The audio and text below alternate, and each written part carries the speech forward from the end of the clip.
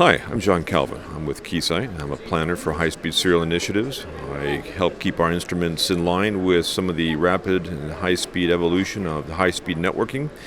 This demonstration behind me is a 1.6 terabit per second physical layer demonstration station where we're doing pilot characterization of PHY and looking at, electrical specifications that are emerging in standards today, most notably 802.3 DJ and OIFCEI 224 gig.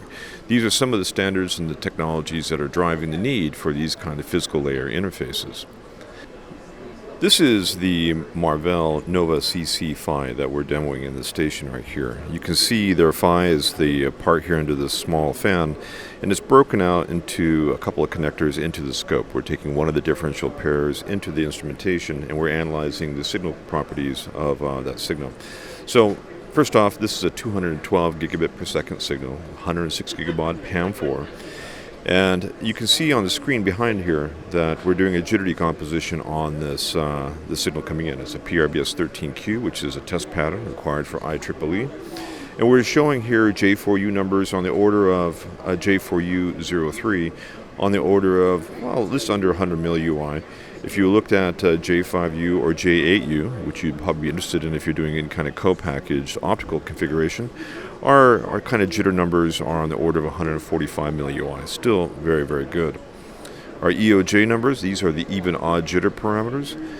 These numbers are at a 13 milliUI. That's well under the 25 milliUI spec limit, so this part is conformant in all these dimensions, as well as the JRMS, which is effectively the random jitter coming out of the device, incredibly small, 12 milliUI. These numbers here, while they don't track to a clause in the IEEE specifications today, they will shortly as the specification is emerging, like in weeks. And the ability to track these numbers and get passing scores is one of the things that these silicon providers and others will be trying to do. On the screen behind us, we see the electrical parameters being characterized, and particularly the parametric measurements around SNDR, BER, AC, RMS, sigma N, sigma RJ.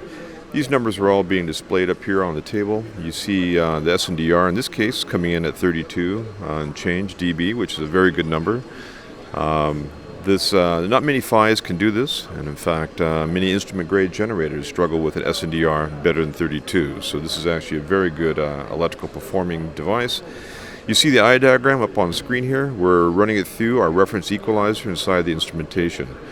The UXR instrument here is unique in its ability to do full first order PLL characterization of the signal, and it can do a PLL with a 4 megahertz cutoff as the spec mandates, and it's really the only device on the planet that can do that today.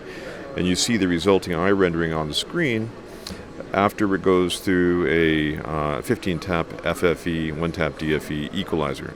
So these are parts of the proposed reference equalizers that are being discussed in 802.3 DJ and OIFCEI 224 gig. And eventually they'll settle down onto a fixed specification. Right now we're trying quite a few different variations to see what works best. And this is one example of a solution that works quite well.